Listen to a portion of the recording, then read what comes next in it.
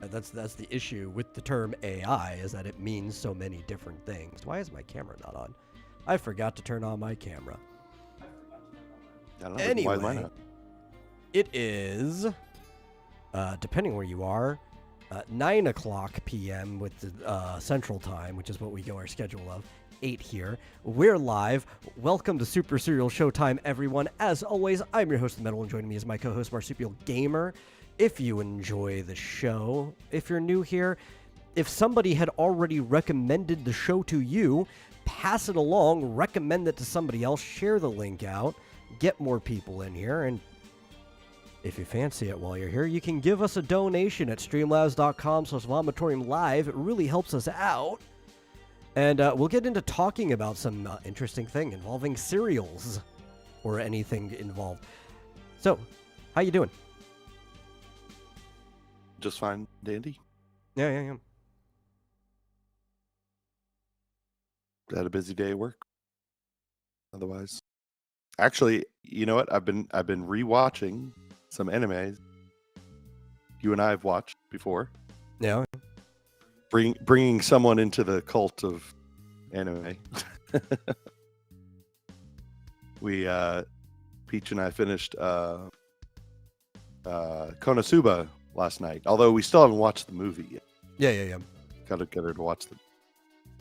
And then we started. I got maybe potentially we watched the first 3 episodes of Rascal Does Not Bunny Girl Sunpowder. Okay. We'll see if she Which wants we to still haven't continue watched with the that or movie of just that one either. watch- Oh yeah. How do you get around it? Yeah. But there was another one. It's funny because it kept showing up. Oh, I know what it was. It kept showing up on the home screen because she's logged into my account, Mhm. Crunchyroll.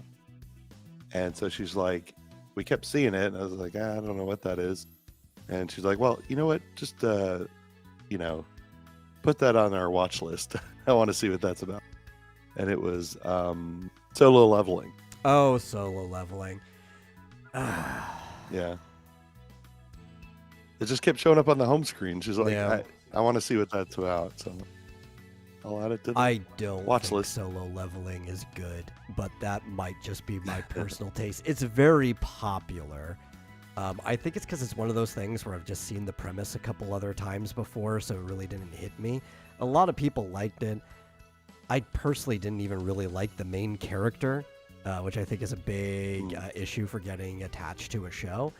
And I've heard some things where people aren't happy with, because the Solo Leveling's story ended, the source material though, like the manga, but there was like a follow-up, which is like Solo Leveling Ragnarok or something. It's another one of those follow the kid of the main guy, and it just, I've heard it's not good, like at all. Yeah. Okay.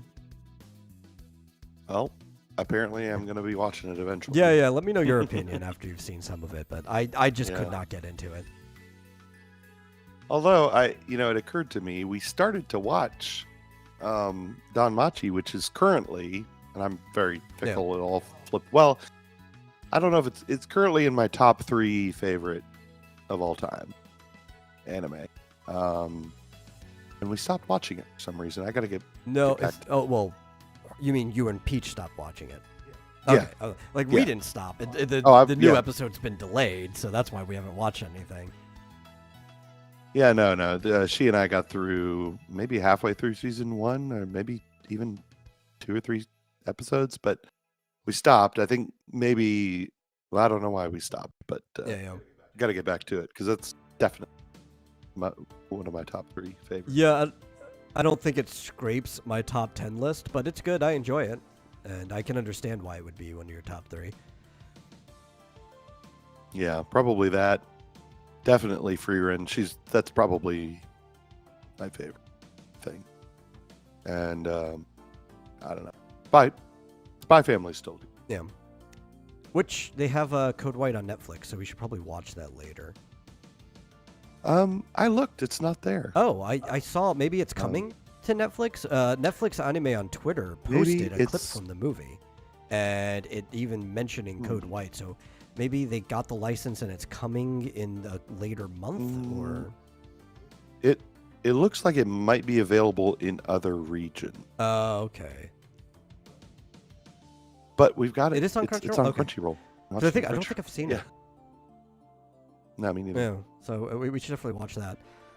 We will be probably talking a little bit about Full Metal Alchemist Brotherhood later in the show, because I got marsupial to finally start watching that. And I'd like to hear some of your takes on that. How far are we in? We're only like a few episodes in, like maybe 10 tops. I've maybe been not even that. I've been so tired, and I don't like it when we start an episode and I'm literally falling asleep halfway through. Yeah. Not because it's boring, but because I'm exhausted. Well, unless we're keeping up with something too, and even then, it would be around the time.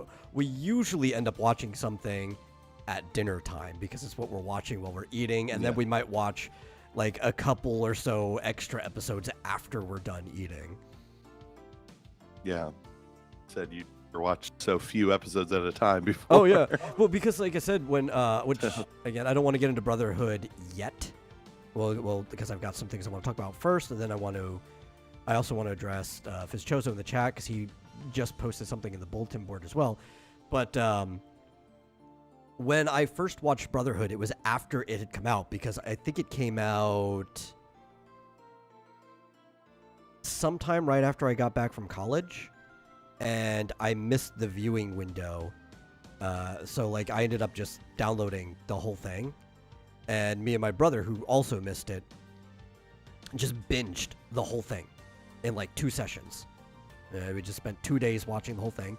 And then the last time that I watched it again was right around this time last year when I had no internet, and I was binging all of my anime, and I probably also ended up watching Brotherhood in like 2 sessions. It was just like what I had on all day while I was working on stuff. So yeah, there was probably the fewest episodes I watched at a time.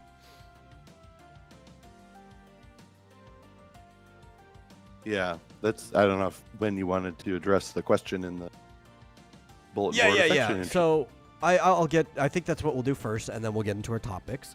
But before, I will say hi to Fizchozo, who has also been rewatching Odd Taxi, which I've never seen.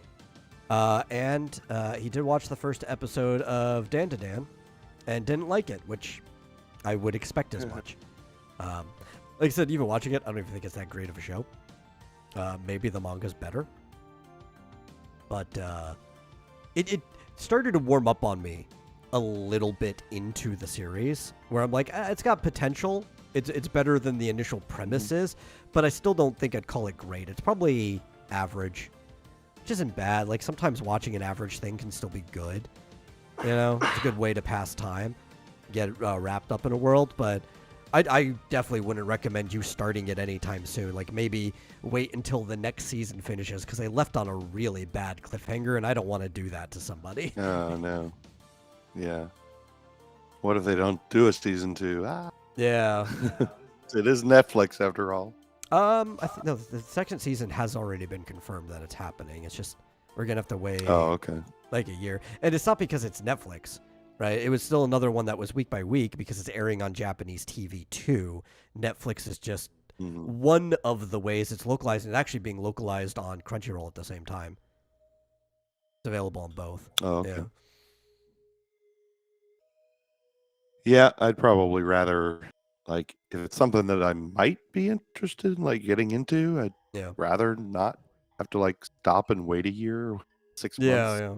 It's just driving me nuts that Don Machi was delayed for however many months. Yeah. At least if, like, it wraps the arc up, it's kind of okay to wait a year, because you're like, okay, that story's over, but we've got more stories with the people. But when they drop you, like, in the middle of something, that's just the worst. Ugh. Yeah. Yeah, I was glad that we didn't have to wait too long for season 5. Yeah. But okay. Happy to wait. Let's address what Fizchozo put in the bulletin board. He says, do all indie animations need over-designed characters to be popular? I noticed the main thing Hell of a Boss and Amazing Digital Circus have in common are such outlandish character designs required to make them such successful animated series. And then you said, don't forget Hazbin Hotel. I think if you mention Hell of a Boss, Hazbin Hotel just kind of gets involved in that too because they're in the same world and designed by the same people. No, I don't think they have to be overly designed. I don't even think everything in Amazing Digital Circus is over designed. Some of them are fairly simple. I think that's actually just a trend with younger millennials, older Zoomers, though, when it comes to character design, that some people find appealing. Because even some of the games I'm playing these days, I'm complaining that like the characters are just way over designed, and I don't necessarily enjoy their character designs. I think that's just a current aesthetic trend. I don't think it necessarily is has to be there for it to be popular. I don't think it's a necessity. But people follow trends. You could be popular bucking the trend as long as you just make something good. Well, like the last episode of Amazing Digital Circus, I don't think the premise was very over the top story. Quite somber and a bit touching and a bit depressing, but it wasn't but obviously the same characters, and there was like the scene where that gigantic monster with 1,000 children comes in the door. But I think it's a trend partially because you got to do something to grab people's attention. And nowadays, you got to do something to grab the attention of people with the attention span of a flea. I can see where that would be helpful if the characters were a little bit over the top and visuals are very colorful and crazy. Yeah, and Fish even asked, where do I fit in that age category? You were born in 2002, easily just a Zoomer. You are a Zoomer. Yeah, I guess so. Yeah. What is that, Generation Z or whatever? Yeah, that's why they call them Zoomers, because there was a thing at first where they were saying that the political,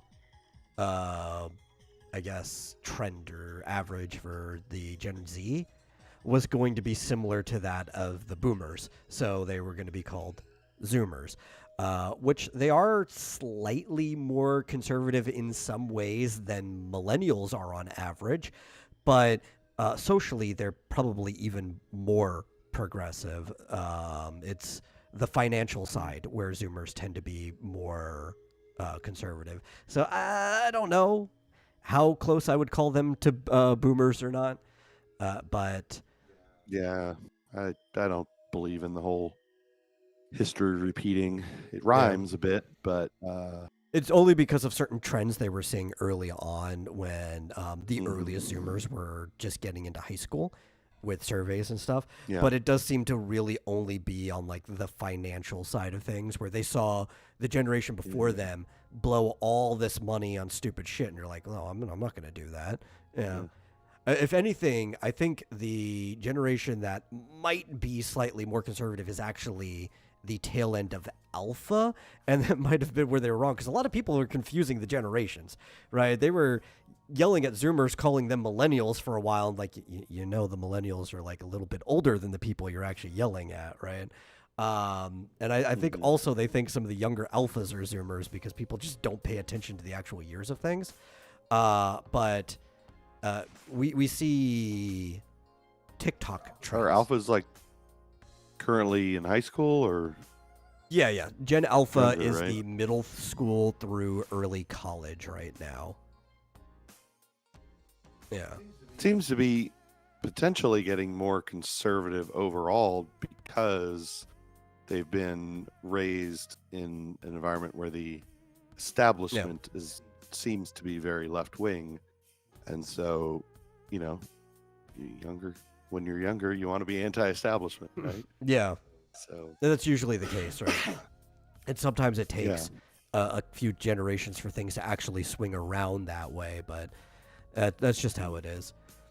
It's kind of like how when you actually did have like Christian conservatives in charge, that's when the whole like new atheism movement first popped up because they were being anti-establishment to those people, and things do swing around. Yeah, it's history can rhyme in that way if you understand why it's rhyming, but you can't make predictions based off of that because you just don't know how it's going to go. Yeah. And oh, hey, Flip. Hey, welcome, Flit. Did you see Flit's post on X? No, it did not. Didn't. Oh my goodness, Hail Raven. To be fair, I missed He most did, people's posts. Oh, he did the 3D model test. Oh, it is the finished version of the one he's been working on for a while, or? Guess. See if I can. You want me to share it? I guess it's public. Oh, you gotta see. Yeah, you gotta see. But, you know, being in mind. the let me move it to full screen. Being in the Cult of Raven chat, like I have the privilege of seeing. Oh, you've probably already seen it. I don't know if I've seen the finished version, but I see him working on stuff all the time. Yeah, I'm terrible at looking in the Discord. Or are you talking about in the X chat? No, in the Discord. Yeah. Oddly enough, Joshua posted in the DMs on Twitter, like, I don't know, last week, maybe a couple days ago, for the first time that anybody's posted in over a year. Wow. Yeah. I guess I'm not in that group anymore. No, I don't think you are. Okay. You can make us big again. I will. But yeah, just trying to completely answer Fitzjoseph's question. It's just trends. That's how it goes. I'm not necessarily a fan of the trend myself, but that's just how it is. We might see it swing back around the other way. Because I think a lot of people mistake what you need to do to make a character recognizable, right? Because they've probably always heard, like, you need strong shape language and you need it to have a strong silhouette. But the problem is when you over-design characters too much, a lot of the smaller stuff becomes noisy, and it actually clouds the silhouette. So that's not inherently good. But, yeah. Thing is, we don't actually have a lot of really popular indie things to go off of either, right? Like, he mentioned two of them, but you only have like a handful. Yeah. I mean, but I guess the rest of the at least popular anime seems to have either a very strong manga behind it or some kind of strong backing of some big moneyed interest.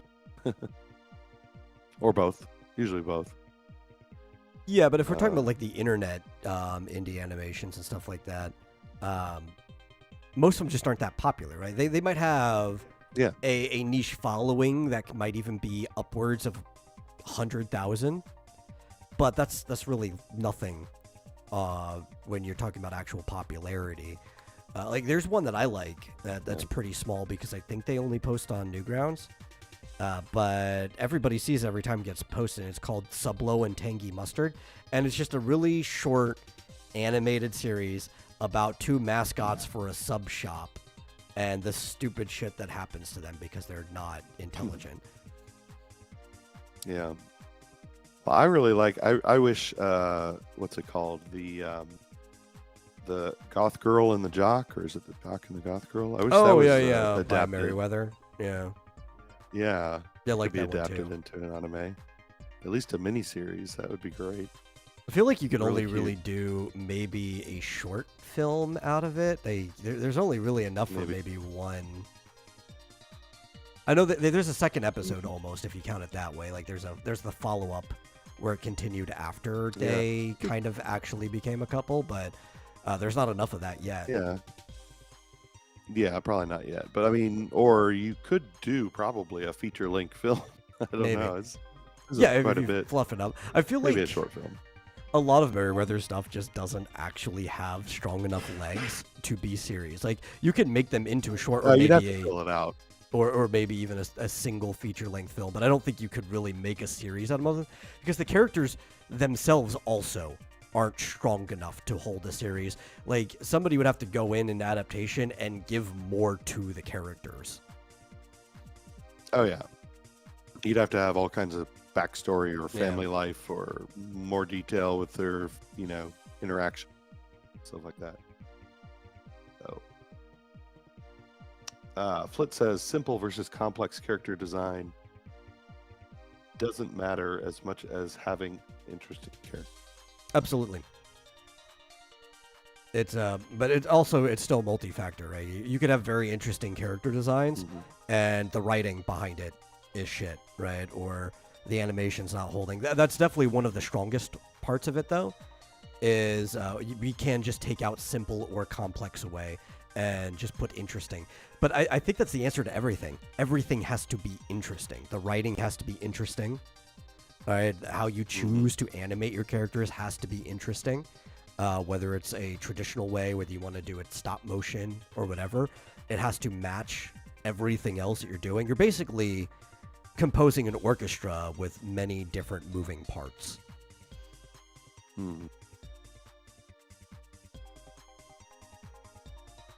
Or conducting an orchestra. You compose a symphony.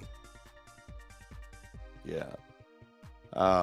Jozo asked a question that I don't know if he misspelled the character names, but Romo and Krim. Those are his. Find them on Those Google. are his characters. Oh. Yeah. Oh, I'm sorry.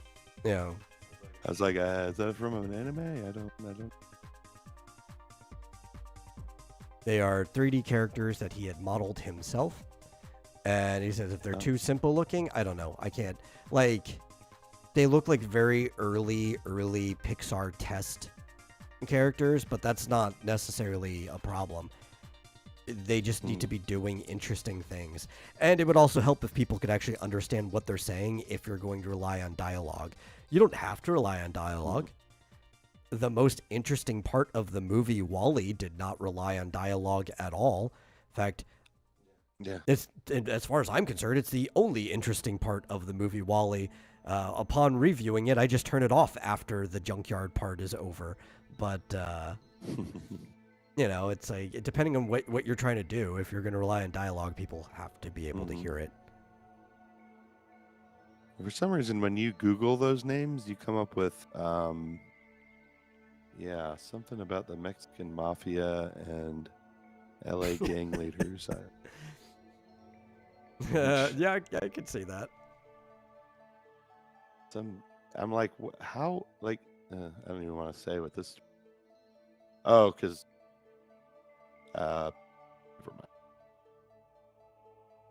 mind. It's about a criminal. Yeah. But anyway, that's okay. Flit has a quick question real quick. And his question is, okay, what's the hype for this Better Man movie? Who the fuck is Robbie Williams? Why the fuck should I care to watch a movie about him? And why the fuck is he a monkey? So I think everything around this is AstroTurf. Robbie Williams is a musician who at one point even toured with Queen for a little bit. He's not a bad musician either, or performing artist. It depends if you consider a vocalist a musician or not. But I don't think outside of the UK he was ever popular enough to warrant a movie. Most Americans would have no idea who he is. I am a music lover, and I barely know who he is. It's a dumb idea for a movie, and it's just proof that Hollywood doesn't know what it's doing anymore. Yeah, I gotta wonder who is like producing this. Is it an actual? Oh, okay, roadshow film, Paramount. Okay, yeah, distributed by Paramount. I don't know. I've never heard of it. I'm guessing if they use CGI, probably have a high budget, and unless it's super popular in the UK, I don't think with the budget that they spent on it, that UK popularity alone can float that movie. Yeah. Oh, the budget was 110 million. Yeah. Box office was 10 million. Yeah. So he lost $100 million. So the answer is shouldn't care, and there's actually no hype. I never even heard of it.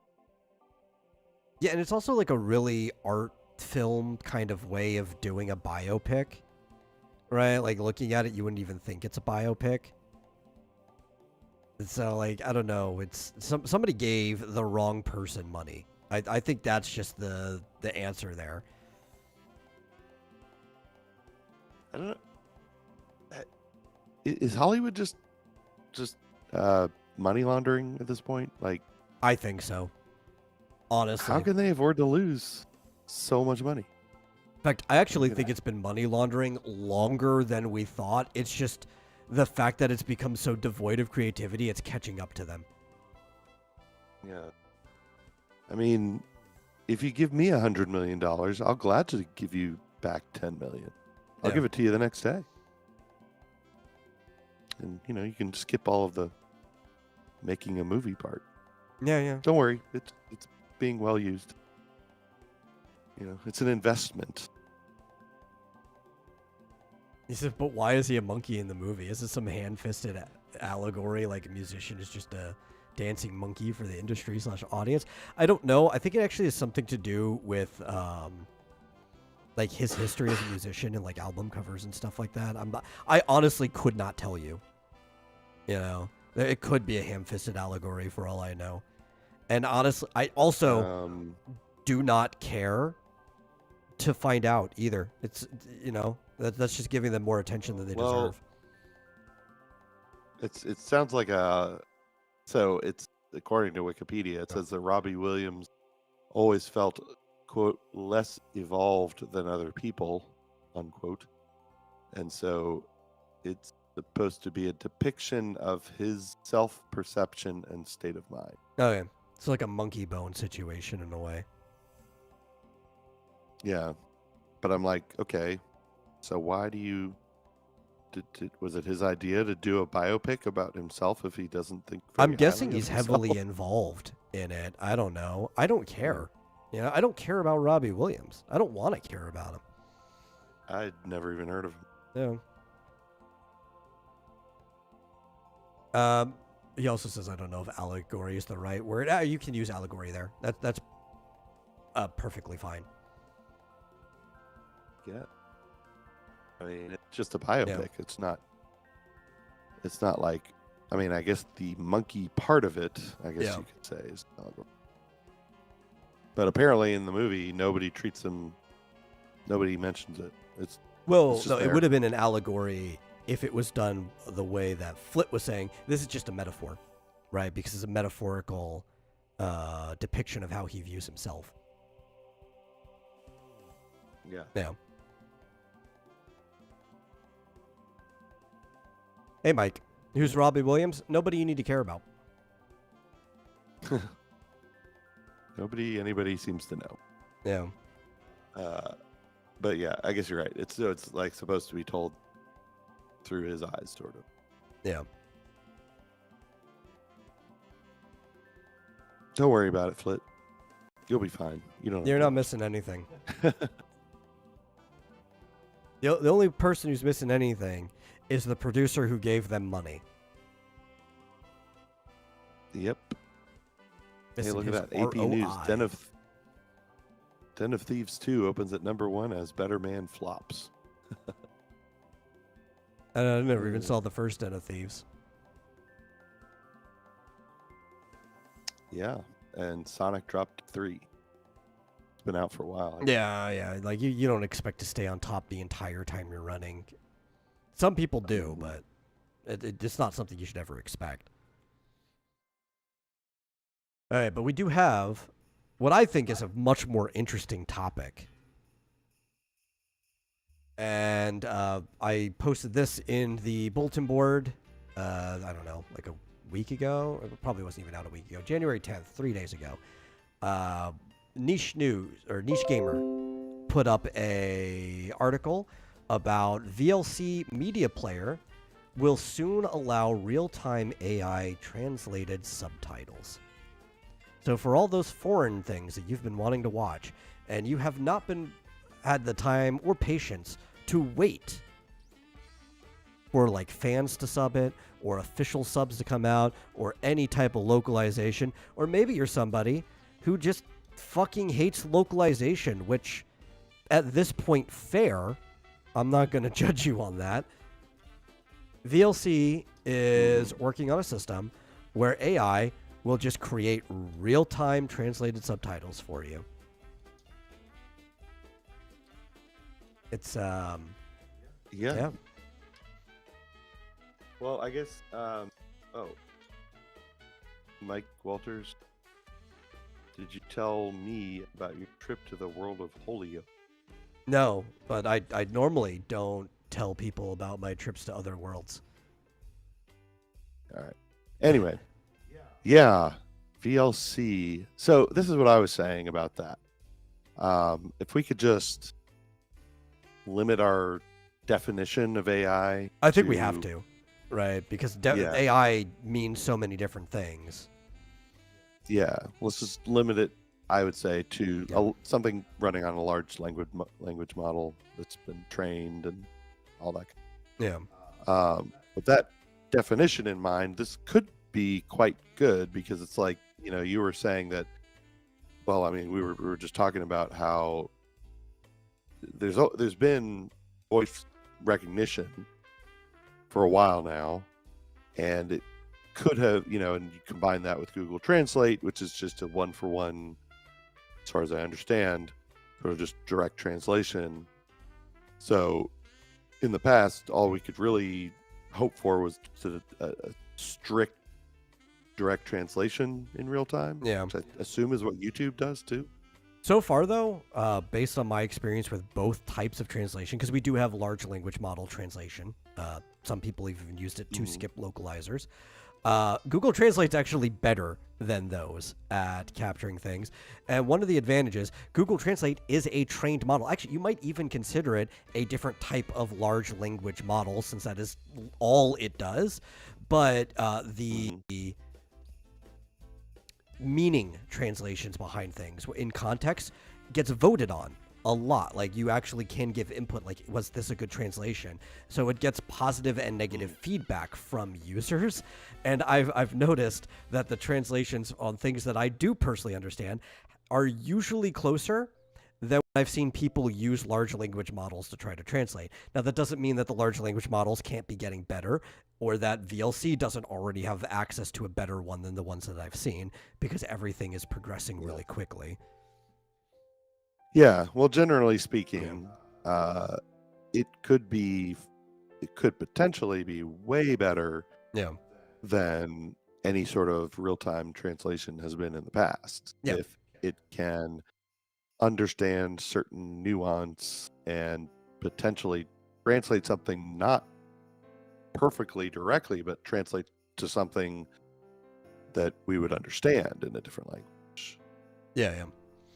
Could genuinely replace localizers. And ultimately, it's kind of like,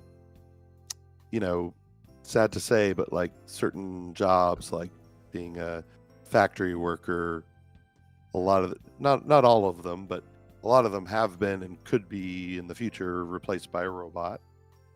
Okay, well, learn to do robot maintenance, What happens when the robots start maintaining themselves? Like, you get different robots that go around and fix the robots on the factories. Yeah, well, I don't know, but I don't see that localization as a career or a job has much longer to exist. I think as a profession it could stay around if people were actually good at their fucking job, right? I think one of the big problems with localization has been that most localizers don't even speak the language of the thing they're localizing. They're given an already translated script anyway. I had no idea until you pointed that out, or told me that. I didn't realize that. Localizers used to also be translators back in the day. It's been a really long time removed, but they used to be the same thing. Yeah, I'm like, wait, this person doesn't even speak yet. Like, how? Yeah. How did you? Oh, they do the they do the direct translation and say, well, this is exactly what it says. So anyone could do it.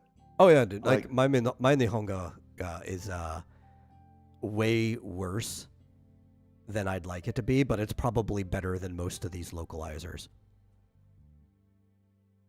Yeah.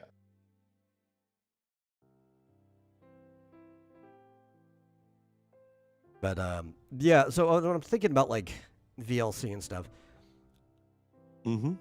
do I think on the highest end an AI model could ever actually do the job better than a person who is dedicated a long time to actually understanding the culture of the person? Because the problem is the more cultural input you actually put into a model, the more skewed the results can end up being because of actually differentiating which parts of the culture go together, right?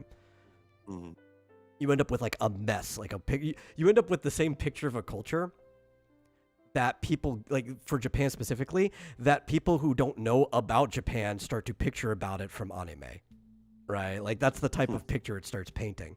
That still would be better than anybody localizing now, right? I think even at the highest end. Could it get as good as a person? I don't know. That's possible because we just have no idea where these models are going to end up going in the future. But I would probably still put my bet that somebody who really, really understands both cultures and is very experienced would still do a better job. The issue is what's the scale, right? Like you can't have that one person localizing hundreds of different things. It can only do one thing at a time. While if you have AI could do a good enough job for thousands of things at the same time. Yeah. I mean, that's what you got to think about is like, okay, a theoretical, localizer who's actually interested in doing the job well and has the skills and which knowledge we used to have. To do it. Would be, I'm sure 100% better than any AI, we could probably ever come up with, maybe.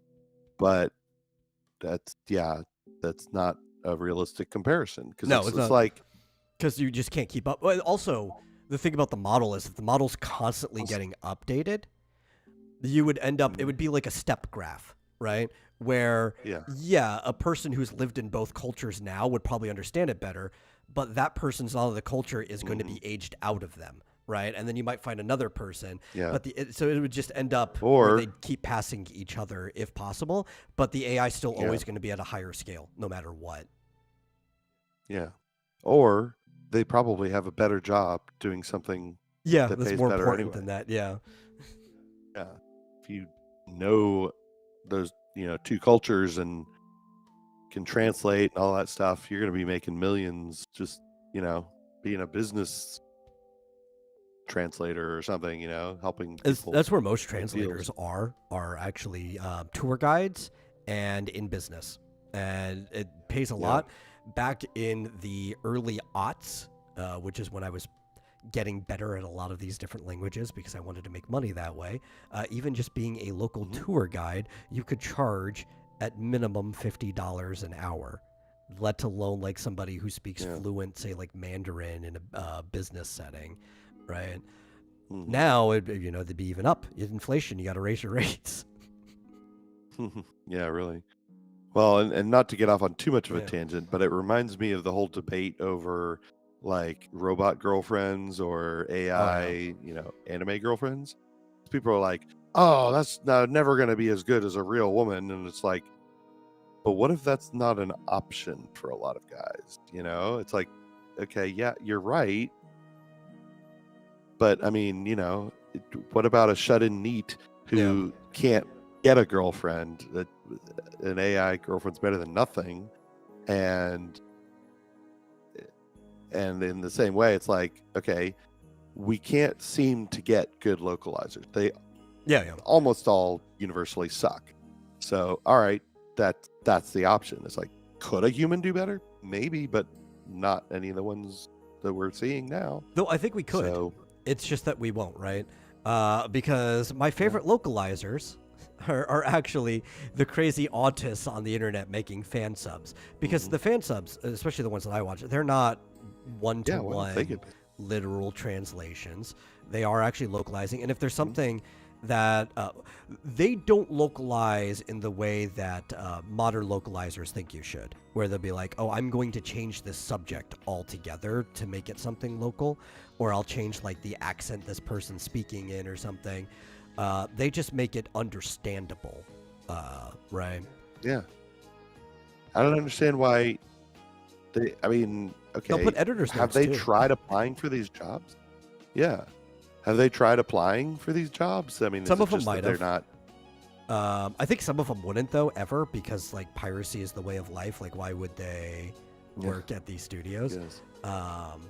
But I think I don't know. That definitely couldn't be all of them.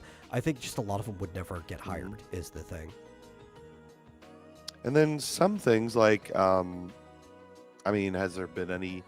I don't know that there's been any criticism of the Freerin translations.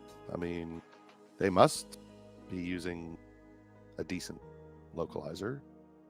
So there are a few out there, I guess, but they're probably expensive. I guess. I don't. No, I mean it just depends on who's doing it, right? Like which production studio is dubbing. That's the problem, right? And it's just the biggest ones have these people that have agendas at them. That's the issue. If you go to the smaller studios, a lot of them just have like people that are like, oh, okay, well, if we translated that directly, it would sound like they're talking about mud, but they're actually talking about being coated in chocolate. So we have to change it, right? Like we have to retain the metaphor, you know? Yeah, I mean, I think Flit's right that this industry is too incestuous, and that's why I could never understand why Funimation kept getting work. Yeah. But I mean, I guess that these Japanese studios don't keep up with the fact that people in America don't like these people and think they're terrible.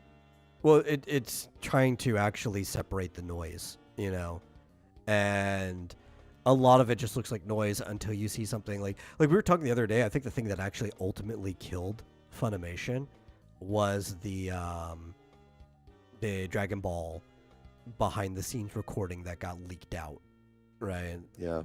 I think that basically killed them because of Toei, and that's why they had to be merged into Crunchyroll. I don't think anyone's ever going to say that publicly, but I would bet that's the thing that ended up killing the brand Funimation. All the people still exist though; they're just at a different. That's what I'm saying. Studio. All those people still have a job. Yeah. But if you were a foreign business, like you don't know the individuals necessarily, you know. Yeah. No, I guess they don't. But I mean, maybe I'm naive. I would be like, okay, so who were the people on those things, and do we still employ those people? Because we shouldn't be. I don't understand. Yeah. Like, why are they still there? Whatever. Yeah, that's why I think it's like, okay, well, you know, whatever's going on, obviously nothing's gonna change it. So yeah, fuck them all, get rid of them, just do AI. There's no other, because we can't get rid of these. Yeah, I can't remember what it was. I was reading another article like a week or two ago, where some company, maybe it was Toei, one of the big animation studios is actually working on a type of AI that basically retains the voice of the voice actor, the Japanese one, but in another language. It's not supposed to be used for localization yet. It's supposed to mostly be used for, well, I guess localization shows. Localizing interviews is what they're looking for, so that when like you have these cast and crew interviews, it will still be in their voice. But a lot of people are demanding that that's how they localize shows too. It's like, yeah, what if the voice of Belle in Japanese was the same voice actor, but they can speak English now? Well, the voice actor doesn't have the ability to speak English or the time to re-record all the lines in English, but AI could do that for them. Yeah. As long as they don't get sued. Yeah. Well, I think it would, because Japan values their actors a lot, and that's another reason why at this point that they said is only for interviews. I think it would come with the stipulation that in the native language, no new lines can be recorded that way. They can only translate lines that have been recorded. Yeah. Which, if it shows ask, what is that software? I may be able to make money from it. It's the first thing that comes to his mind every time. I don't know the name. I do know that it is accessible because Lex Freeman ended up doing a whole interview with the, was it Argentina or I'm trying to remember, Venezuela? It was some president. Who's the president that's like, was it Venezuela? He's like taking them out of poverty or something because he basically got rid of all the tax. I can't remember which one it was. The libertarian Venezuela. president. Oh. Who was it? Oh, Argentina. Was it Argentina? Okay, that was the first one that came to my mind. I believe so. Yeah. He did an interview with him. Millet. Yeah. And Millet. And both of them did their parts of the interview in their native tongue with a translator in between them. But then it was re-edited together and AI took their voices. And there's two versions, one that's entirely in English and one that's entirely in, I guess, the Argentinian dialect for Spanish. Since that's what they speak in Argentina is Spanish. Oh, they don't speak Portuguese? No, that's Brazil. Oh, okay.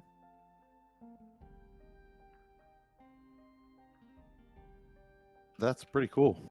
Yeah. Yeah, you're right.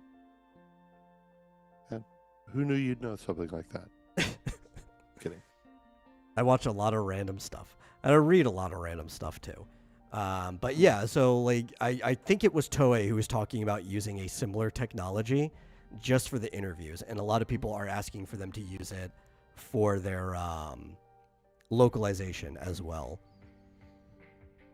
And there's a part of me that kind of wants it. That I like some of the voices, even if I don't like the people of different parts of the American dubbing industry. But I hate how everything gets bastardized. And I also really like the Japanese voices because, well, they're the actual voices of the character. Whoever gets casted first locally by the people who control the property, that's the actual voice of the character. I would love to hear the actual voice of the character in English. I'm worried that the localization has to be better. I don't think there's any way you can make it worse than what's happening over here right now. But I'm just worried that a lot will still get lost in translation. That's why usually, even with this being an option, I think I might still just stick to illegal fan subs because I think those people probably still know what they're doing more than an AI would. Well, I mean, it's getting to the point where you could take a fan sub and do that. You could take their original voices and have them say anything you want. Yeah, if that's the just script apply that you're it to using. the new script. Yeah. It's going to be universal. I mean, it's not already. I've found plenty of like image generators that are free to use that, a year ago you had to pay for, and a year before that they sucked, or a year before that they didn't exist.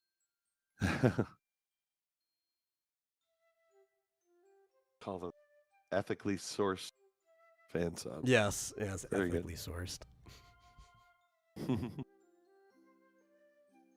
Like I've tried listening to the wait, do we usually watch Danmachi in Japanese? We watched the entire first season in English. Then we watched the rest of it in Japanese. And, well, I mean, I don't even think they're... No, I do think High Dive is dubbing it now, since we started 5. But because we had already watched 2, 3, and 4 in Japanese, we just stuck to Japanese.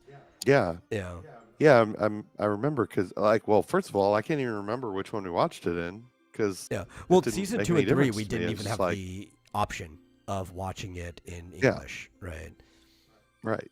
So that's what I'm saying. It's like it didn't detract at all Yeah. that we were watching subs. And if I recall correctly, I started watching like season 1 in English, and the voices sound weird. Well, we also They're just like, watched the OVAs afterwards. Like we went back and we watched the OVA for one, which was in English, and you didn't mind most of the okay, voices, yeah, but when Hestia talked, immediately you had like a guttural reaction to her voice.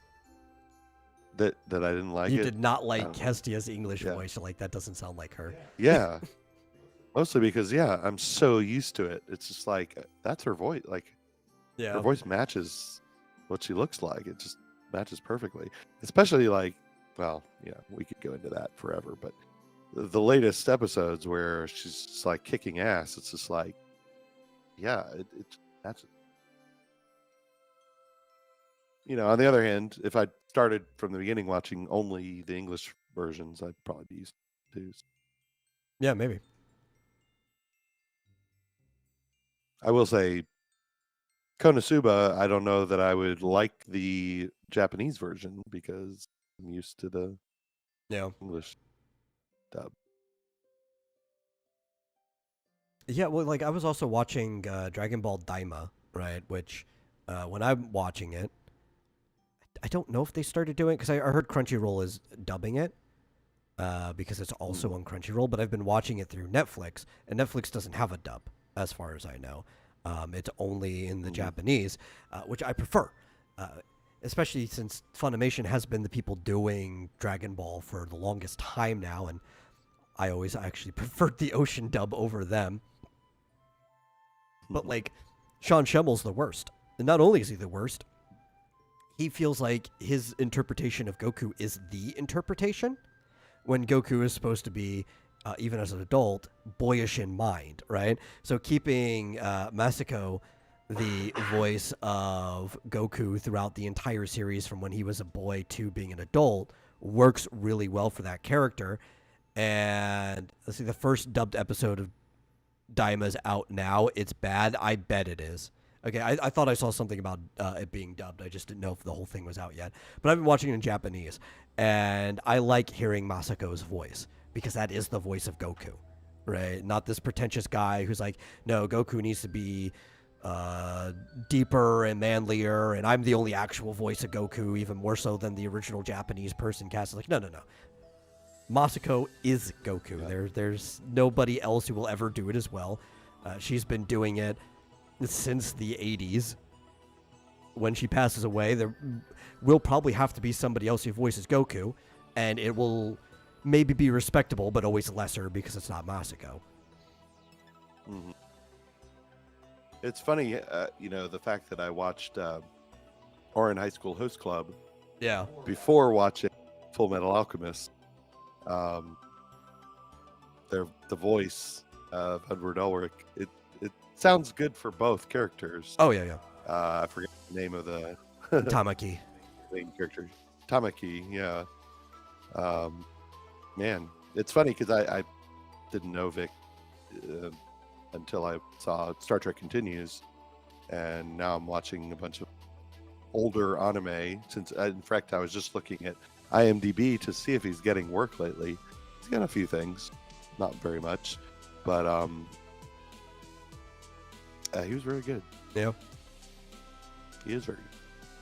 But people used to always make fun of him back in the day, where it's like, but he's only got the one voice, right? Because like every character he voices basically sounds the same. Seems like it. Isn't exactly true. There's a couple roles he's had where he does sound pretty different, like when he played Broly in the OVA for Dragon Ball.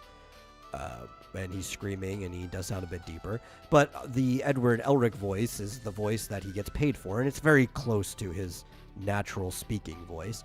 The thing that always made Vic good was not his range of vocal tone, but the range of his actual ability to act compared to a lot of his compatriots. Yeah. It is funny how he does a lot of different emoting. Like he can be very serious and very he does the freakouts really well. He was like, ah. Well, I think that's also why he ended up building such a big following back in the day. A lot of the voice actors here, some of them are trying to imitate what they think is a anime voice, right? Like the kawaii voice or whatever they have to do for the character, but it doesn't really sound different than a cartoon character voice that you're like from a Western cartoon, right? It's like this is the mindset they're in. While in Japan, the actors are acting as if like they were on stage for their character voices, and they still have like these over the top emotions, and their pitch will jump and stuff. But that's also like everything you hear, that those cute anime voices, like a woman would be doing that on stage if they were acting in Japan too, right? You even see them in live action movies, theatrical performances. And Vic is like one of the few people that is actually performing in the same way that the Japanese actors are. He's treating it like he's acting on stage. He's just playing this character in a booth.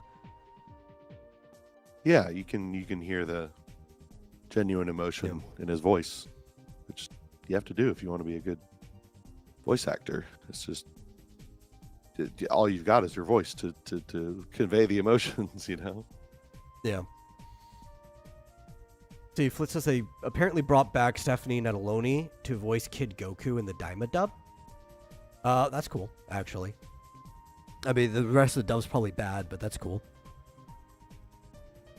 Well, like Aqua in Konosuba, she's always over the top and cry screaming, like when she's crying all the time, and it gets so grating and annoying, but it's like that's what it's supposed to be, you know? Like she is really grating and annoying because she cries so much. You can really tell she's just putting her whole, body into it. I don't know who that actor. Who's playing her in that? Aqua? I don't remember. It's been a while since I looked into it. But apparently the squeaky female voices dubs drive Flit nut.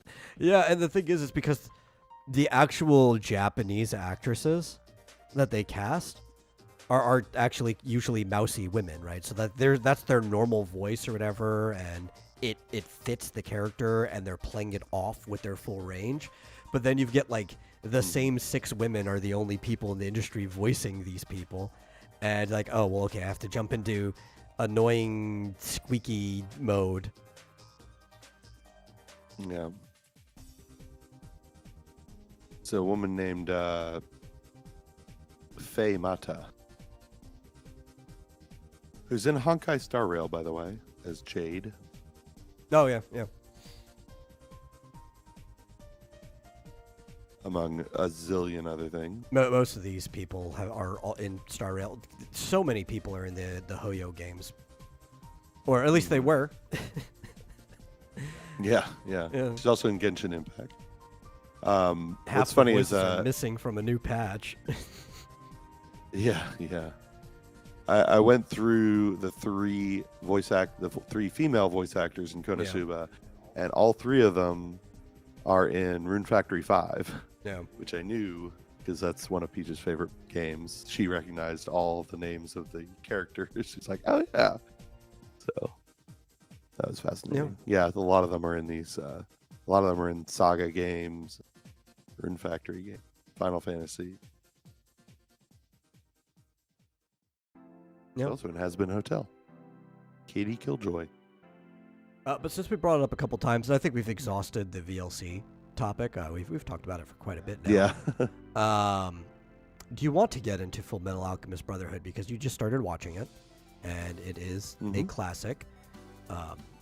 It is widely considered one of the best anime of all time. It is probably the highest rated one on most websites. It's one of the few ones people might even give a 10 out of 10 to. And you've seen, 8 episodes? I don't even know, but that's probably close to how much you've watched. How do you feel about Full Metal Alchemist so far? It's not my favorite, I would say. It's definitely not. It's not among my favorites. By the way, Ranma 1/2 is probably in my top 5. I can see the quality is definitely obvious. What is this? Flit says, Marsupial hasn't seen Full Metal Alchemist. What is it? Full Metal Alchemist What is the Brotherhood. This Brotherhood, yeah. Brotherhood. See, I don't even. Yeah. Okay. He hasn't seen the original Full Metal Alchemist either. No, I haven't seen the original. I hadn't seen any of it. I'm not a fake weeb. I'm not a weeb at all. Yeah, I don't think you've ever claimed to be one. Oh, really? I mean, if you want to talk about, I could probably count the. Well, I guess I'm trying to think of the manga that I've read. Yeah. Most of the anime that you've seen was after I started getting you to watch more anime. Yeah. Yeah. I mean, before that, I'd only seen a couple of movies. That was about it. But I will say, now before you started to, get me to watch some of this stuff, I'd seen, Uzaki-chan, and I like that, and Spy Family. Yeah, I would tend to agree with Flit. There's one episode in particular that was extraordinarily rough. Although, as you said, we didn't really get to know the characters well enough. Yeah. To really feel too emotional about it.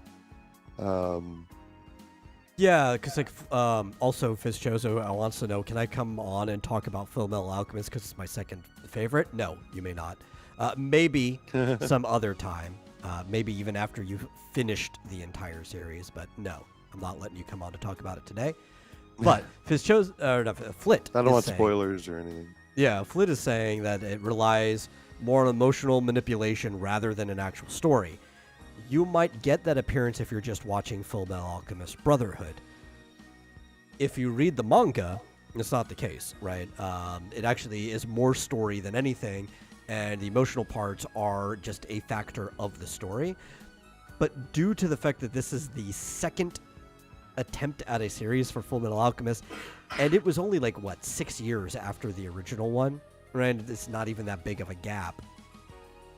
They basically shafted the first 18-ish episodes of the original and condensed it even further because they had close to the same episode count. I think one of them's got 50 episodes, maybe the other one might have 60.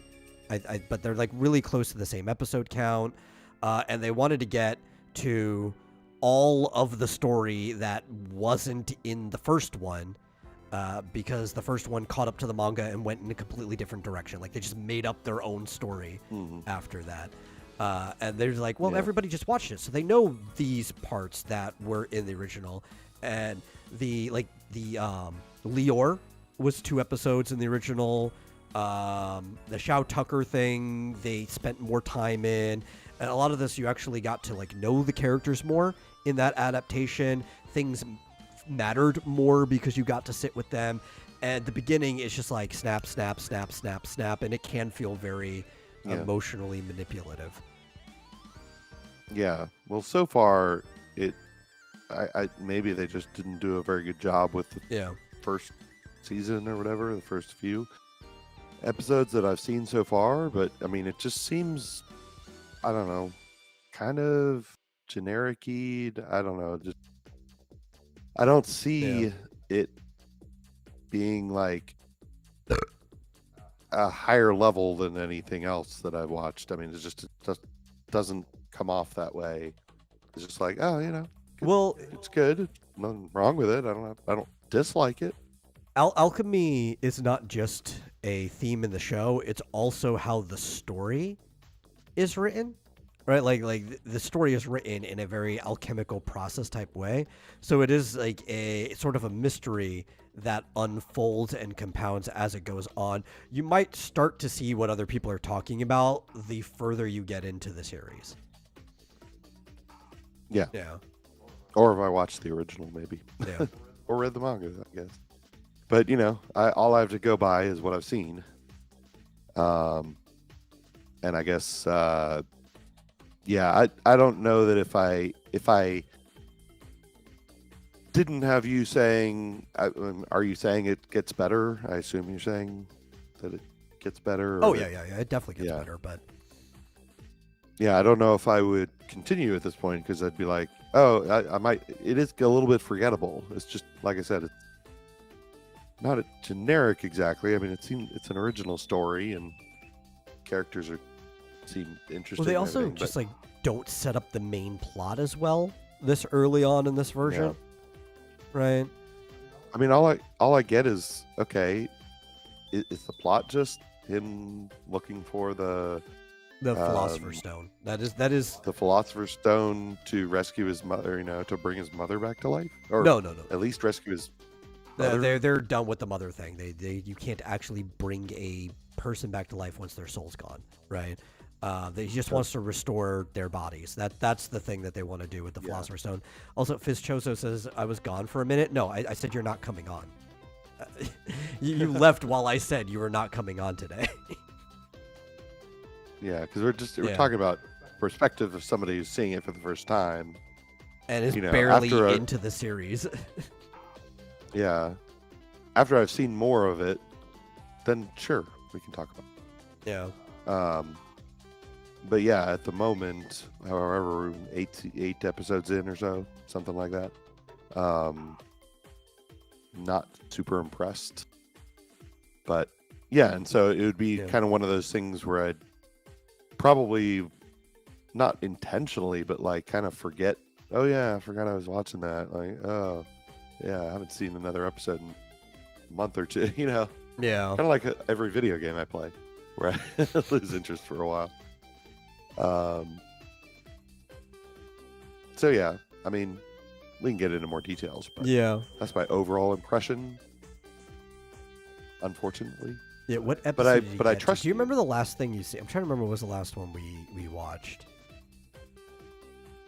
Well, there was the episode where they went home and had to be repaired because that guy who's killing all of the alchemists, Scar. Yeah, broke his brother.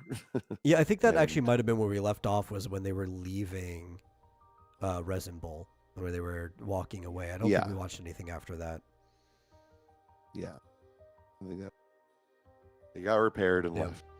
Oh, and the friend noticed that she forgot a screw or something. Oh, Winry, yeah. It was like a connecting bolt. Yeah, imagine will come up at some point.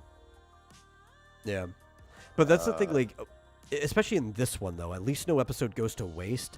I do think they compress things a little too much at the beginning, just because a lot of people were still fairly fresh off the other one. But well, I get. Yeah. I certainly have felt that. And I mean, even the episode where they just went home and got repaired, there was a lot of there's a lot of what's the word? Backstory. And there's also some foreshadowing in it too, but some of it, I think some of the foreshadowing is so good that sometimes you don't even notice that it's actually foreshadowing, and then you remember it later, like, oh. Yeah. Well, like, in rewatching Rascal, in the very beginning of the very first episode, they basically show scenes from the first 3 episodes. Yeah. And I'm like, oh, forgot this is how it started. Like, so yeah, if I were to watch it again, maybe I'd pick up on that stuff. I'd finish it first, so I know what the foreshadowing is before I go back. We did actually get further. I remember now where we left off. We left off where they went back to Central. They talked to Cheska. They got all the notes. They found out how you have to make a Philosopher's Stone, and they were trying to break into Laboratory 5. That's where we left off. Break into Laboratory. Remember, Armstrong's like, "Don't you sneak out on me. I know how you are." And you're like, "What? Never." And then they snuck out and they're trying to break into Laboratory 5. That's the last thing that we saw. Are you sure? Yes. Yes. See, did I sleep through that? I don't remember that part. I think you were partially on your computer while we were finishing up, but Shoot. yeah. I gotta pay But they were attention. breaking into Laboratory 5. That was the last thing that you saw. Okay. Yeah, it's just not super interesting yet. Hopefully I'm sure it will become. This is actually about the part where it starts to get interesting. So. No, okay. I'll pay closer attention. Yeah. But yeah, no, but funnily enough, I watched like every second of the part where they were like doing research. Yeah. And interesting that they found the girl who memorized those books that turned out to be like a cookbook, but it was actually, what do you call it? It was Marco's notes. Yeah, it was On the, actually in Philosopher's code, I Stone. guess. Yeah. Because every alchemist has to encrypt their notes to make sure they're not used for bad Encrypted. reasons. Yeah. Yeah, exactly. I was thinking that word, encrypted. But no, but I mean, there were some good, part. It's interesting. The Scar is an interesting character. I mean, seems to be able to beat anyone and everyone. The only way he didn't kill Edward and Al, Yeah, what's his name? Alphonse. Brother's name? Alphonse. Was that he just happened to, like, the entire army showed up just in time. Yeah. And yeah, there was that, and then there was the interesting scene the interesting sort of mini arc with I guess the priest, the guy who kind of had a big gigantic cult. Yeah, Father Cornello. Yeah, which I imagine was much longer in the original. Yeah, like I said, they dedicated 2 episodes to the whole Lior and Cult of Leto thing. So yeah, and then it was just like, yeah, I think I can feel where some of it seems really rushed, because like all of a sudden it was just like his daughter was like, "What do I do now?" Well, make your own way. Anyway, next episode. Like, yeah. Oh well, I mean, she's not his daughter, but I guess if you're the father of a church, everyone is spiritually your child, right? So, like, I think I was telling you didn't he adopt her? Well, he took her in, but she was basically already an adult, right? Because it was after her boyfriend died. But the Rose, I was telling you, oddly, which this isn't spoiler, because it was the other show that took the story in a completely different direction, brought it back around and made Rose like a way more important character than she was intended to be later on in the story. Almost like trying to do like a romantic thing between her and Ed in a way. Yeah. Yeah, I don't see that. No, only I think people who are watching the original show might have, like shippers or whatever, and maybe the studio. But like if you're watching, you're like, it's not even really there. She was only in like 2 episodes, and I know. She didn't seem that interesting. But did she actually shoot? Like, she was supposed to shoot him. Yeah, she shot Alphonse, and his head came off. The head of the suit of armor. Yeah. It's amusing that everybody seems to think Alphonse is the Full Metal Alchemist, and they seem to think that he is a person inside the armor. Yeah. Although that could get old after a while. Everyone. Well, and I even mentioned too that I think Brotherhood's opening was a mistake, because Lior is supposed to be the first chapter that you get thrown into, right? Yeah. But they had an extra episode that never took place in the manga added to the beginning of Brotherhood, because they wanted to do like this character introduction thing, where they show you all the main players. So like Mustang's there, Armstrong is there, Bradley's there, the Fura, and they're doing this. They're setting up the world in this episode, but because of that, it kind of takes away some of the moments of surprise that are supposed to be there.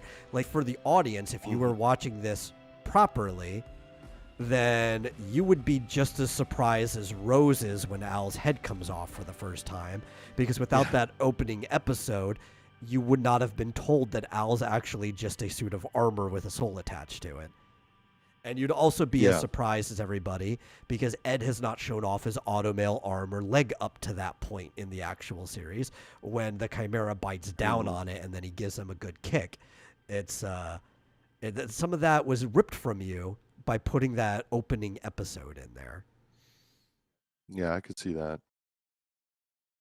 Yeah, none of that was a surprise. I mean, maybe that's my problem with it, is that like, oh, was that supposed to be an interesting scene? Because it's just like, okay, I already knew that. Like, yeah. All right. Bit into him. It was a surprise to that guy. Well, didn't have much of an impact on me. Yeah. And like I said, I also thought talk about localization, some of the scripting in the first episode of the original was just better, because they get to linger in the moment a lot longer. So when the Chimera comes up and he bites Ed, he bites the wrong arm, right? So here, I'll give you a taste of the right leg, and then he kicks him, and it's the automail leg or whatever, whatever side of it was. But it was like a funny line right arm that and left leg. It should be the left leg, yeah. But he just had a funny quip there that gets like deleted in this version. Yeah. Yep. Plot, story, yeah. I guess we'll see. I mean, honestly, though, here's the thing. I know what Flit's referring to. Yeah. But that, I mean, I already said this, but that episode didn't even have that much of an impact. Yeah. Because unfortunately, you don't get to meet the little girl. I mean, there's like one scene where she's playing with Edward, where she goes, wants to play with them or whatever. But then it's like, they get to linger on it more in the original series. Yeah. Maybe we should just watch the original. You watch the original up to the point where it deviates from the manga. I've actually thought about doing that several times, making a master cut of Fullmetal Alchemist that uses scenes from both series, and that just kind of like, after a certain point, you could basically stop watching the original series and only watch Brotherhood. Sure. But the beginning is just done so much better in the original series. Yeah. And it's just, is it all the same voices or almost all? Yeah, I think almost everybody came back. Yeah. So, yeah, that would work, potentially.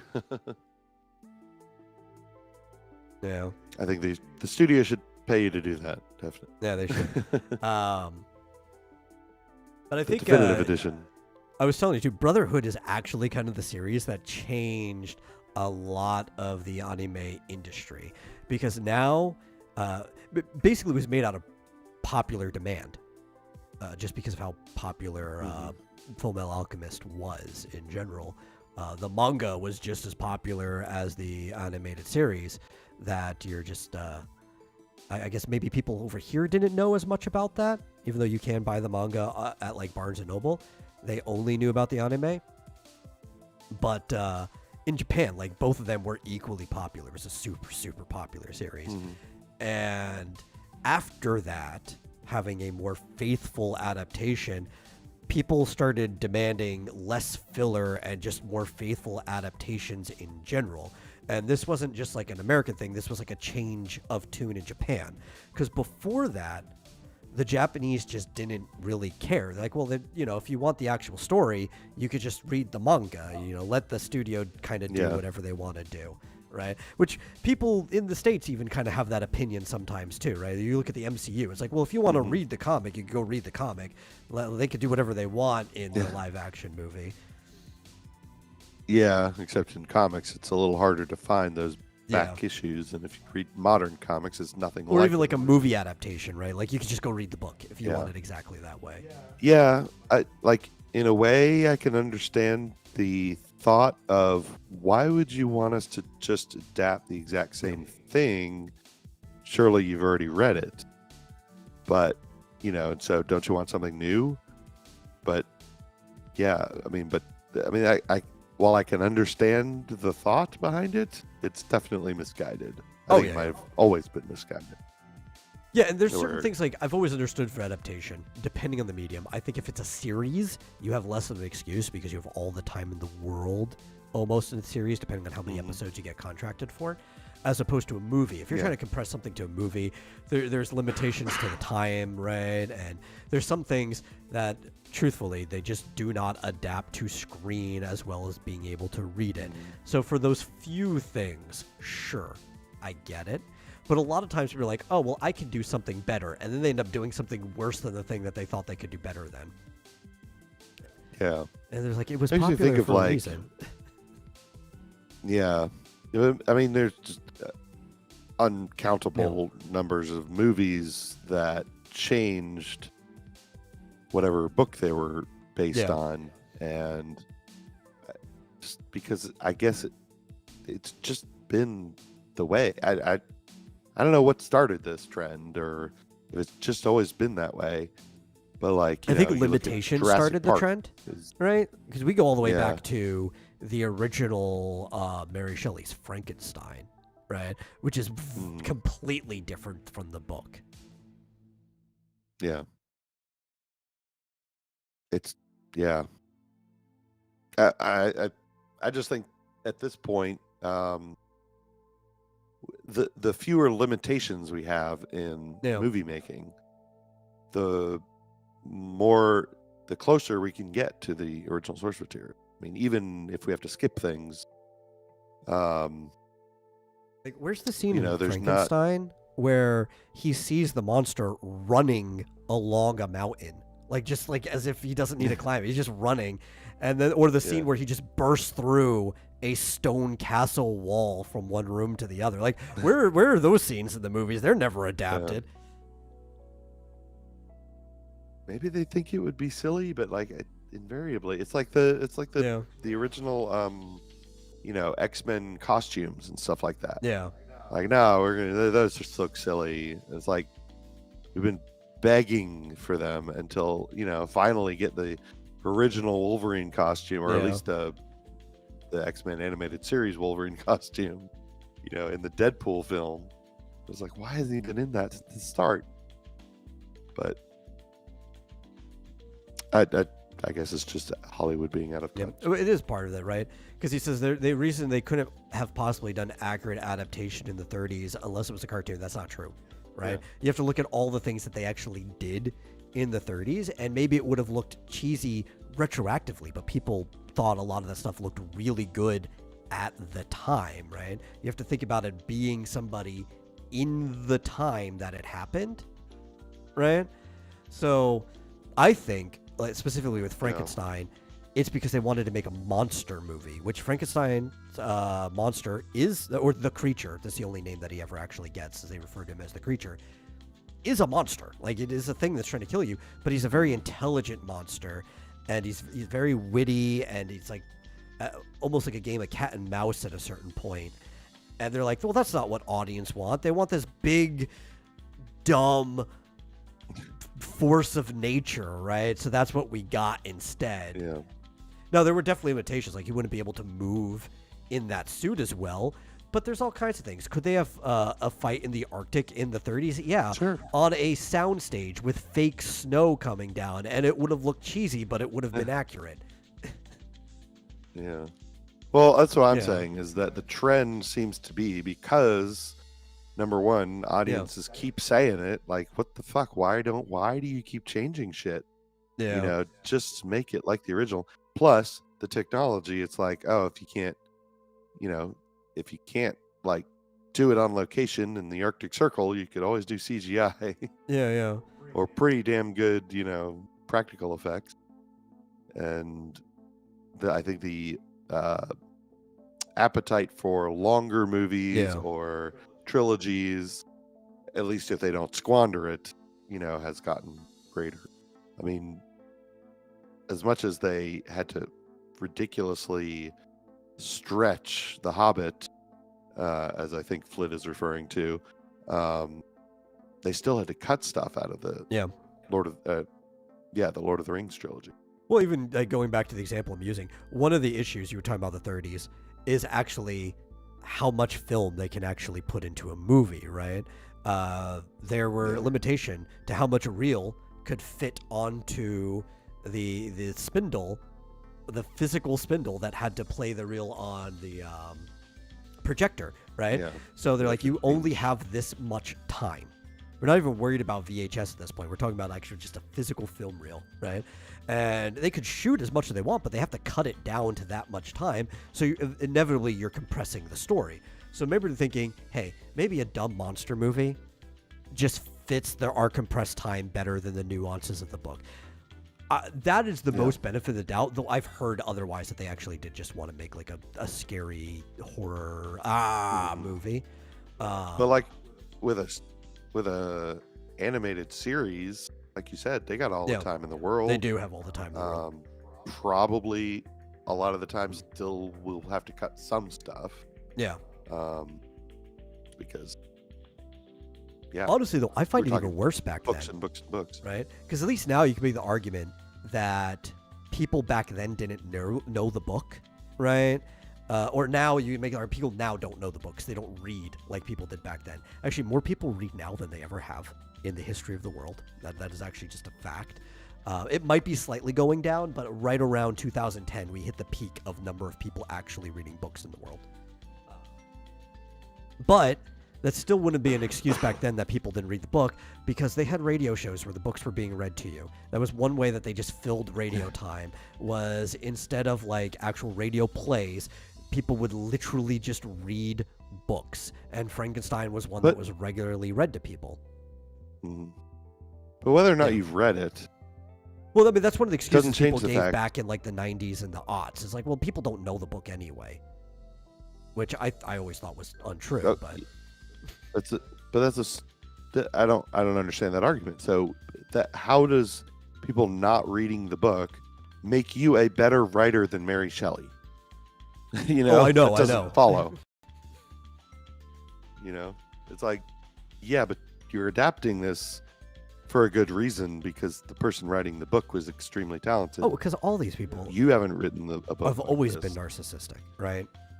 Like that's just the case.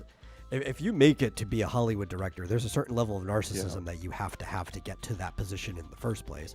So they're just like, hey, if they haven't read the book, they can't complain about the changes because they don't know it was changed in the first place. Yeah. Of course, now, if you don't know, someone online is going to tell you. Yeah. I think that really did start falling apart in the late 90s, though, with one very specific series. And that was Harry Potter, because that was a current culturally relevant book that everybody had read that was also being adapted. If I were to credit anything, I think Harry Potter is actually the thing that started blowing that mentality apart that Hollywood had for nearly a century before it. Yeah. I mean, I think I don't think I'd read any of them before I saw the first movie, but I think I read the whole series at some point before they finished the movies. Actually, I think I read the series after all of the craziness over the fourth book coming out. Yeah. Where people were so excited about it. And it was a really good book, too. The fourth one, especially. Yeah. But I forget what I was going to say. But anyway, Full Metal Alchemist. No, I can see potential. I'm not there yet, but I think it's because everything we talked about, the series, I guess they didn't do a great job with the first season, but stick with it. Yeah. So I can talk to Vizchoso about it intelligently. Yeah. So I'm glad I've obviously heard of it for a long time. I think before I even knew who Vic Mignogna was, I'd heard of Full Metal Alchemist. I didn't know anything Yeah. about it, but it's one of those ones that's like, I mean, One Piece. Now that's even more daunting, I think, because hasn't the anime, isn't it It's like ridiculously long? 1,000+ episodes at this point. Yeah. Ugh. Yeah, I've never seen one.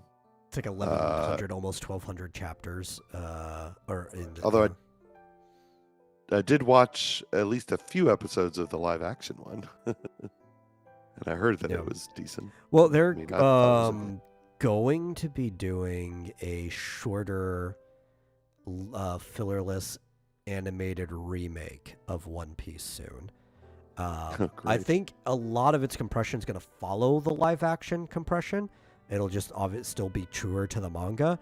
And it'll be like twice as many episodes in a season, which will still make it way shorter than the current one when they finally get through everything.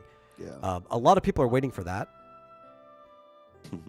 Honestly, though, if you were watching it with somebody who told you what to skip, or even if you were paying attention yourself, there's really only 10 minutes of new content every single episode of One Piece after the first season.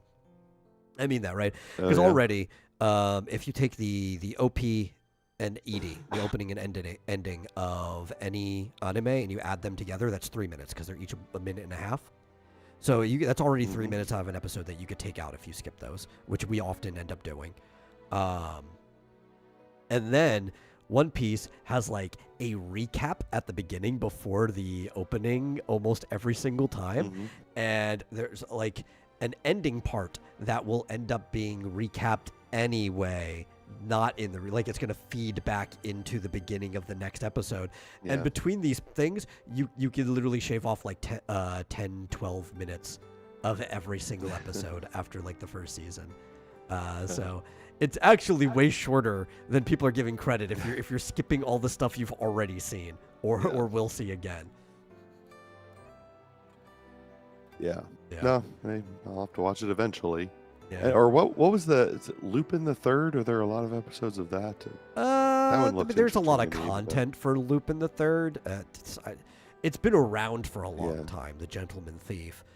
Or Cowboy Bebop. I That's guess a short that's another one. That's a single season. Oh, really? Yeah. No. Really? If you want something else that's as long as One Piece, you're looking at Dragon Ball.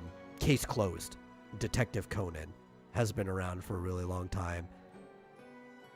Okay. You also Pokemon has more episodes. Oh, I've watched. All told, I want to say 50% of the episodes of Pokemon. I watched probably closer to 20. Faithfully through Black and White, and then I just dipped out after that. Maybe I've seen a random episode since then, but yeah, I feel like I watched almost all of the first series, and very few after that. I'd say Pokemon's probably if you call that an anime, it is the one I've watched the most. Certainly the earliest. Yeah, I've definitely seen hundreds of episodes of Pokemon. Yeah. Trying to think. I don't think everything has been adapted, but if you're talking about one of the longest running manga, Doraemon is older than any of this stuff, and it's still running.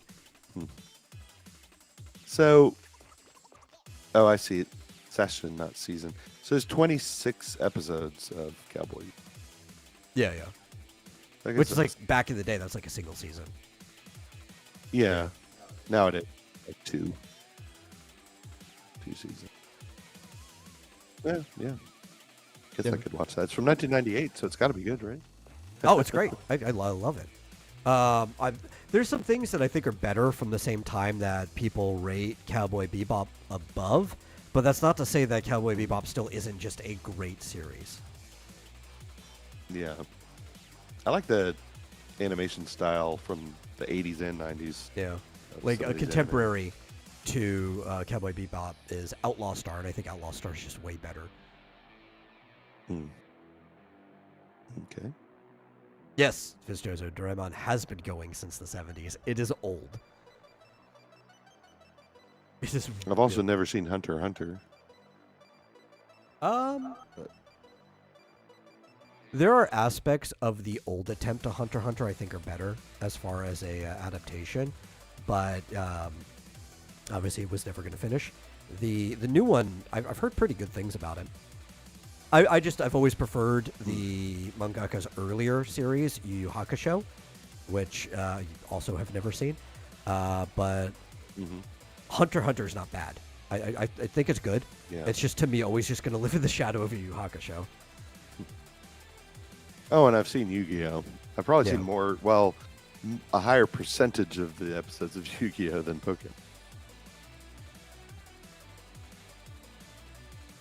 Oh, apparently Fitzgerald will never watch One Piece. That's fine. You shouldn't force yourself to watch things that you're not into, right? Like, you can always give it a chance or something, but after, like, a few episodes, if you're just, like, really not getting it, don't force yourself to watch it, you know? Yeah. Fun in that. Yeah. So that's my initial thoughts. Not great, probably, I guess. Yeah. But, stick with it. Maybe, hopefully it gets better. Yeah, it also just, like, genre-wise may not really be your cup of tea. Like, it is the highest rated show, but that doesn't mean it's going to be for everyone. Oh, Outlaw Star, does it have a manic, violent cat girl? Yes. You can define her as a cat girl. Her ears are longer and very elvish, but she's got, like, all the other cat features, so you can definitely call her a cat girl. Well, we'll have to watch that then. Yeah. That clinches it. I love that. Oh, I like bunny girls better than cat. I do too. But yeah, no, that's a interesting. good I don't one. think There's I've a lot ever- of good ones from back then. Yeah. We could watch I also watched. the original Trigun sometime. That's a pretty short. That's a single season. Yeah. I mean, I also watched the original Voltron. Yeah. Is that an anime? Sort of. Yeah. Oh, yeah. but Here. Have you watched the original version yeah, of the yeah. original Voltron? That's the question. When it was some other show. Yeah, we go back and watch Something? the Japanese. Hey, Outlaw Stars on Crunchyroll. Oh, nice. Yeah, it's been a hot minute since I've watched that one. It's not in my library. I watched that back on maybe it's like Anime Mondays on Sci-Fi Channel might have been when I watched it, but it's been a long time. I would definitely like to rewatch that one again. Space Dandy is also good. Red funny. I like Space Dandy. Space Dandy's really out there though. Like, if you want to enjoy Space Dandy, you have to be ready for antics. How about Seventh Time Loop? The villainess enjoys a carefree life married to her worst enemy. No, that sounds awful. Gotta love those long titles. Oh well. Yeah. Maybe this one's only like 6 episodes. If I really just want to see your guttural reaction to something, we can watch the original Fooly Cooley. Okay. Yeah. That we could put I that mean, one on the I've list. seen every episode of Futaboo, so No, couldn't be that bad. no, it's not about it being bad. It's about, like, getting it. You know what I mean? Okay. Yeah. No, I love Fooly Cooley, but it's really out there. Hmm. Oh, you know what? Ooh. I don't know if you'd be into it. Right. I'm definitely going to rewatch it because I noticed, I think it was on Crunchyroll. But because Panty Stocking Garter Belt's getting a season 2, I'm going to rewatch it. Have you seen a single episode of it? No. Do you even know what it's Considering about? the voice actresses, no. I'm not interested, I think. Yeah. I mean, I guess if you're interested, I guess. Oh, no, it's great. I love it. It's actually a really funny series. My dad even likes it, and he doesn't really watch, like, anime. When he said it, he thought that, like, it reminded him of Ren and Stimpy. Like, it was that type of show. When will I be ready to graduate from shonen to seinen? Seinen? We Flip can asked. watch a Seinen anytime he wants. What is that? Oh, so What that's is the age difference, right? So shonen is young boy, that? so that's like 10 to 15. Seinen is like above. So it's like Berserk is seinen. Oh. Yeah. None of these shows are None of these seinen? shows that we've watched so far, I think, are seinen. They've all What about basically been Food shonen. Wars? Uh, I've seen the Food Wars, I think, is technically interspecies shonen. reviewers. Yeah. Interspecies I've reviewers, seen, that definitely qualifies as seinen. Yeah. I've seen what's it called? Redo of Healer. Yeah.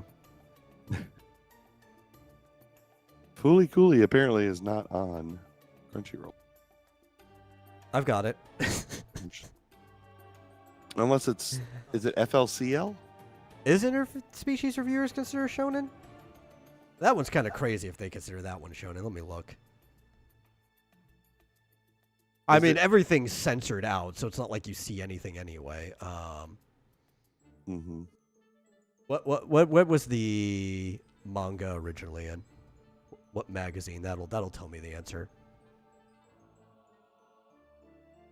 Monster is in fact seinen, yeah.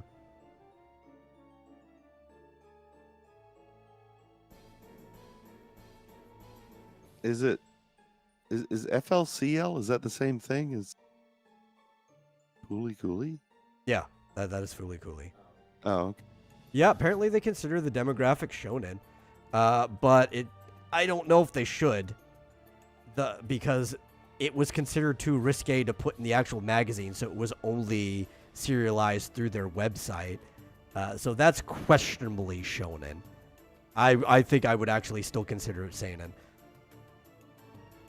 If it was too risky to put in their shonen magazine, that's like a mislabeled demographic right there. Well, apparently, Crunchyroll does have FLCL Alternative. Yeah, so they did continue, and they picked it back up, and they made 2 extra parts because they finished it really, really early before. But everybody says the other parts aren't as good. I haven't seen them. I've only seen the original, so I should probably judge for myself. But I Apparently, really like Flit knows a lot of different. Yeah. All I notice is, oh wow, there's a lot of Final Fantasy. Yeah. Final Fantasy 15 episode Arden. See, I've seen Psychopaths. I've never seen Ergo Proxy. I should probably put that on the list. It's an older one. Ghost in the Shell standalone complex is one of my favorite and probably one of my highest rated animated series of all time. So if we can find somewhere that has that, it's the one that gets SAC. It's Ghost in the Shell standalone complex. We should probably add that one to the list. Okay. I mean, I've seen the original movie. The animated one or the live action remake? No, the animated one. Ghost in the Shell Arise is on Crunchyroll. Yeah. Anyway. We could just talk about random shit all night. Yeah, it's about time to be heading off. Like we are well over. We've been building a list anyway. Yeah. So yeah, thank you all for watching. Sorry to all the Full Metal Alchemist fans. I'm sure I'll like it more as we watch more. You don't have to. Yeah. I'll keep at it. I'm not, like I said, I don't dislike it.